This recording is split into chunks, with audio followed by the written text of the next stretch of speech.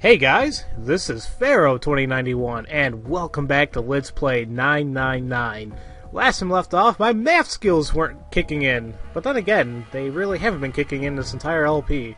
I was making stupid mistakes left and right, but then again, if you know me and how I LP my games, I end up making very stupid mistakes out of just pure idioticness, or, me just not paying attention to something, so oops. But I guess that's what makes me lovable.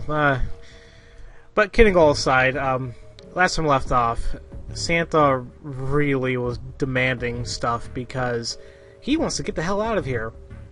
And once we all found door 9, well, he pretty much took June hostage and forced Ace and Lotus to go with him.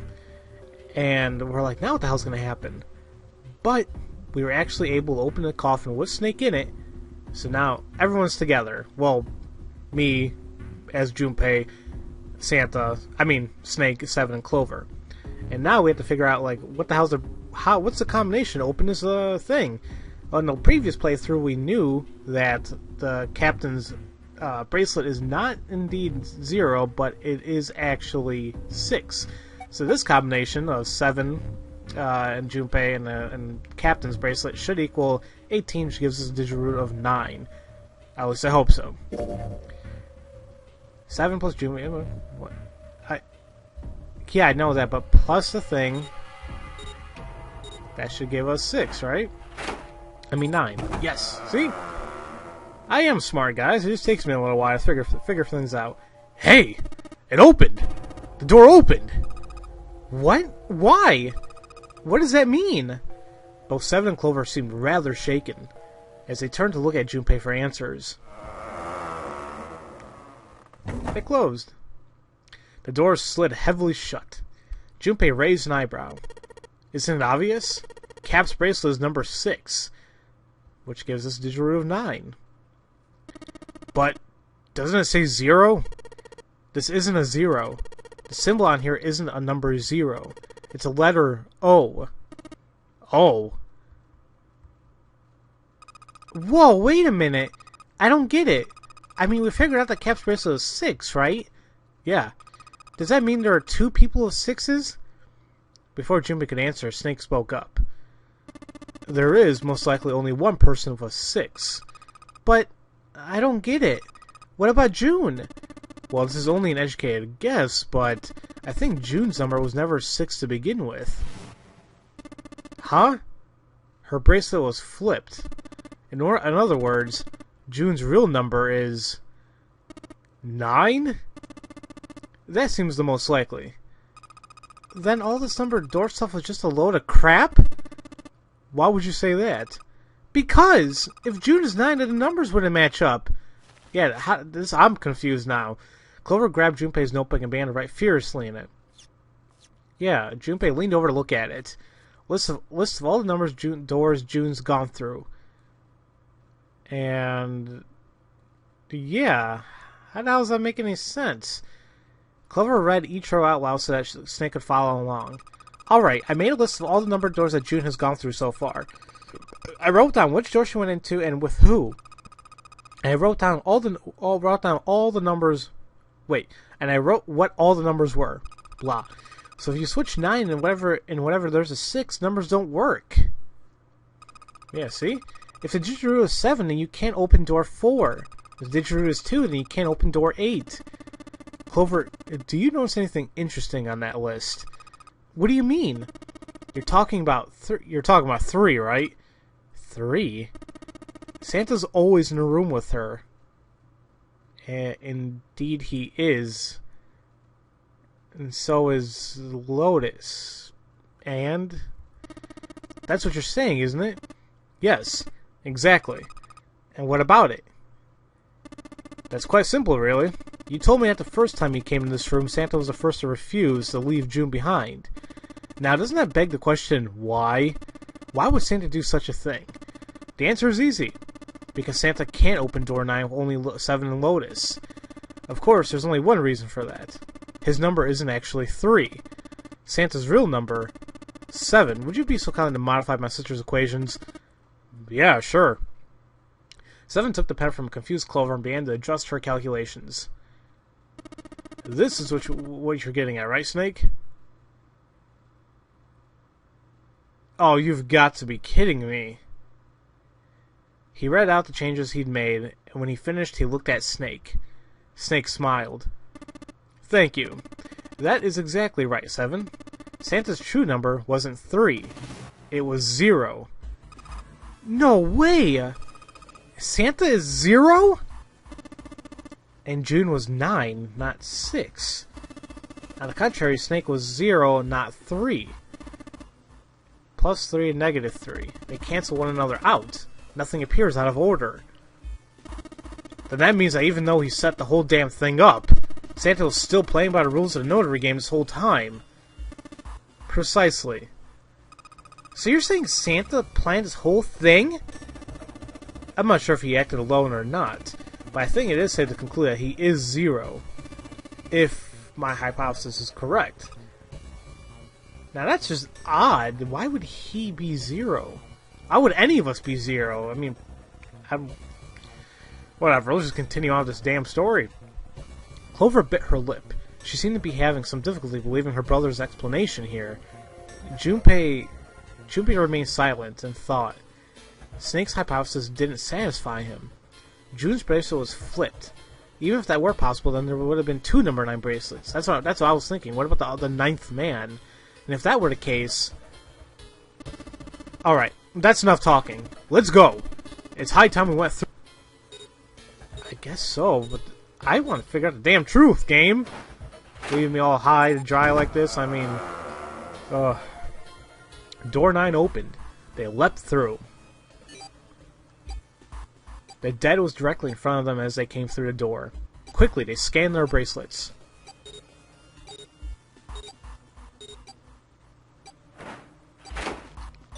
And the detonator stopped. Phew! After pausing for a moment to catch their collective breath, Junpei and his companions headed down a long hallway in front of them. At the end was a set of stairs leading down to the ship. It looked as though they led all the way to the bottom deck. They looked down. It didn't seem to be flooded. After deciding it was safe, they headed down the stairs. Before long, Junpei and his companions found themselves on the bottom deck.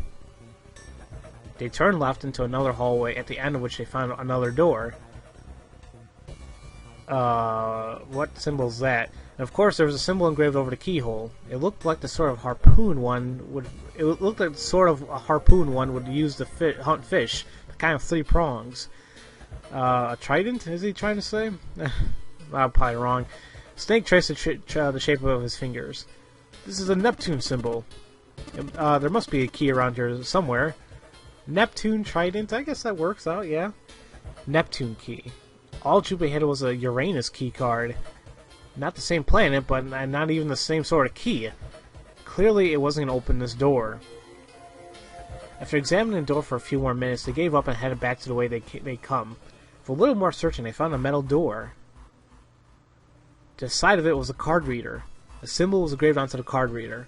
It matched the Uranus symbol on the key card Junpei was carrying. This is the place, he muttered to himself and slid the card through the reader. And it beeped once, and the light on it turned green. With a heavy metal groan, the door creaked open. Junpei, Clover, Snake, and 7 looked at one another, nodded, and stepped through. The room they found themselves in was full of books. I think we're in the Forest of Knowledge, people. AKA the library. Holy crap, that is one nice looking library. It looked remarkably like a library. I gotta make sure I don't say that word wrong. I know, like, for the longest time I kept saying library, like library, you know, like an idiot. Not the sort of library where large numbers of people came to read books. More the sort of library that was simply a place to store books. He felt a little overwhelmed by the sheer number of books, but Junpei did his best to speak with authority. Alright, if we want to get through that door out there, we need the Neptune key. I say we split up and look for it. Okay. Very well. Sure thing. Oh, good. Good. Let's get started then. We don't have a lot of time. Hurry! Alice sleeps in a small chamber past the Forest of Knowledge. As he began his search, for reasons he didn't fully understand, Junpei felt those particular loads float through his mind. Okay. Well, guys, it's time to get started. Once again, trying to find a way out of this library. It's a huge circular library, that's for damn sure. And, well, like I said, let's get started now. First things first, there's a piece of paper on this thing, so I'm grabbing it. There's no on that table. Lights to the books. Huh. What does that mean? Interesting. Well, intelligence often hides itself in darkness. Have you ever thought about the pages of a book? Each page only sees, what, maybe 2 or 3 minutes of light before the reader is on to the next? They spend the rest of their lives locked in darkness, rather like myself. That's horrible. Oh, don't get me wrong. I'm not complaining. Not at all. I live in the darkness, yes. But that has gifted me with the ability to catch the truths of others might miss. I can hear the voices hidden in darkness, you might say. Interesting. It's a very interesting way to look at it. So, lights to the books. Interesting. We'll figure that out later. I didn't even see that. What the hell did I just click? It's a coat rack, like a place where you can hang coats and hats and stuff. Well, this one's just not too big, so maybe just hats. Okay, I was trying to click the railing, I guess. The handrail is made of metal. Oh, that helped me a lot. Thank you, game. I guess we can look at the... Ooh. Oh, there's 3 books that stand out already.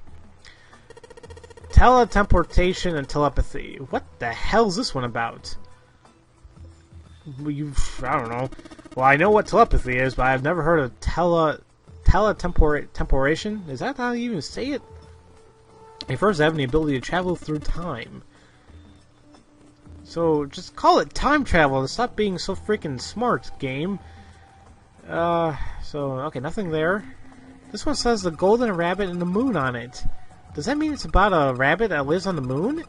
Rabbits are pretty cute, but what's the moon stuff about? It's talking about the Judas tree that is said to grow on the moon, according to Chinese legend. I have not even heard of that before. Kitab al-Azif. Azif. No. Kitab al-Azif. No. Kitab al-Azif. Man, they got some weird stuff here. I can't even pronounce... Actually, in Arabic, that means Azif's book. Because Kitab means book in Arabic. That's actually kind of... I'm using my culture for something now. I can't even pronounce this one. Who's that? Some famous guy?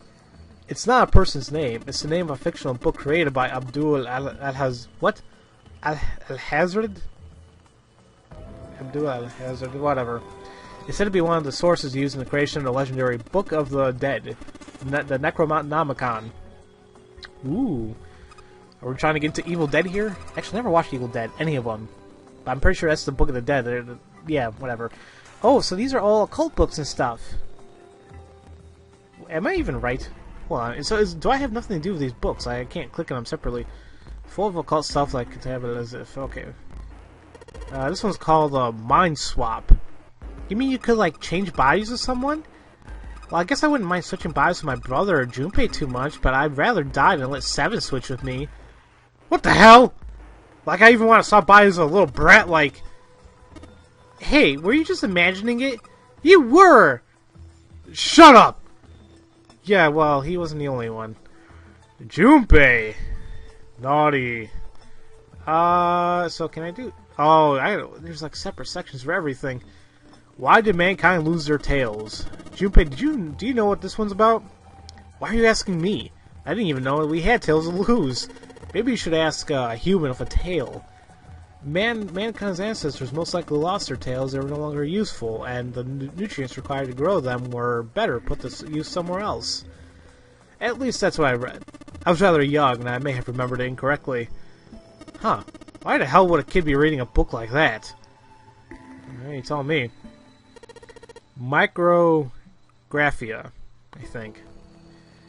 Ah, yes, Robert Hooke's famous work. First published in 1665.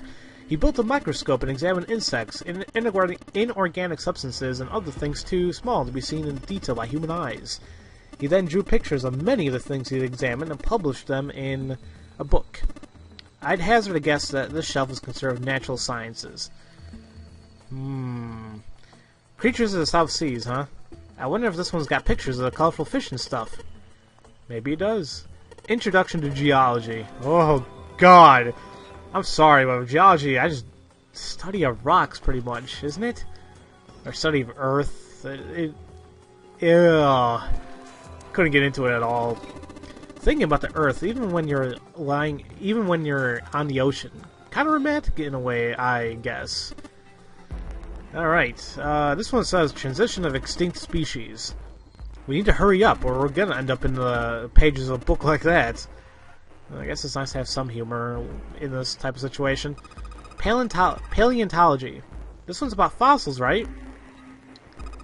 Ammonites, whatever, are pretty nasty looking. Sure are, maybe. The Theory of Evolution. Heck, even I know this one. This is that Darwin guy, right? Well, yes and no.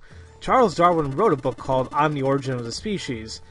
In it, he put forth a theory of evolution. Oh yeah, I remember that part. He called it natural selection. Exactly. Mother Nature. Is that some sort of book about hippie chicks? Probably not, except perhaps tangentially. It's most likely about environmental protection. I was just trying to make a joke. Dude, hippie chicks? Really? 7. Theories of the Cambrian explosion. Did a bomb go off near somewhere called Cambria? Wrong kind of explosion. Roughly 500 million years ago, during what is known as the Cambrian period, research suggests that the variety of living organisms increased by an order of magnitude. Why that happened is, however, still something of a mystery. There are a number of theories. This book is most likely a collection of them. Okay, so wait, what section? I looked at this section. I looked at this section. Look at this energy theory, huh? I don't even understand the damn title. Looks like this shelves all science and technology. I like that, actually. Ooh, we actually got a couple sections here I can't even look at. All that's here is Faraday's laws of electrolysis, whatever. I believe that's going to be about that, an electrolyte solution. These particular laws were set down by Michael Faraday. Okay. I'm obviously avoiding the middle one because it looks like something I need to grab or I need to investigate, but I'm looking around just in case. Never know. Quantum gravity. Seven, do you have any idea what that is? How about you start by using real words? Then maybe we'll get somewhere. It's always, anytime I think the word quantum, I'm like, and they smack into some other like word, it's like, oh, that must be a very difficult thing. Are property values going up out in space too these days? Man, I guess times are tough for aliens too. This one says cosmic inflation. Wow. Supersymmetric string theory and 10-dimensional space-time. That sounds like something from the Big Bang Theory. I don't even like that show anymore. I used to like it, but then later on, it's like, yeah, they're pushing for jokes. At least I thought it was anyway. They're just talking about superstring theory. It's a theory of reality where, how to explain? It says that all elements of the universe are governed by the vibrations and harmonics of tiny supersymmetric strings. Interesting, I guess. Is this what I clicked? What's this? An overview of conformal field theory. Well, it's a theory that posits whatever in invariant quantum field where conformal transformation can take place. I can offer this science voodoo stuff. You trying to put me to sleep? Theory of general relativity, huh? Wasn't that Einstein? Oh, I know this one. That's Einstein, right? Well, she's happy about it. Okie dokie. Let's see. We probably gotta do some of these books. Epno, Wreath, or Reth, whatever, Nidv, and Lub. That's probably not... Of course, I'm just joking around, guys. I don't know what the hell I'm doing. But in any case, I'm actually gonna stop the video here, and in the next episode, I'm gonna take a way better detailed look around what I can actually do in this library, because we're trying to get out, so hopefully we can. So, as usual, thank you all for watching, and I'll see you guys next time for Let's Play 999. I'll see you guys later.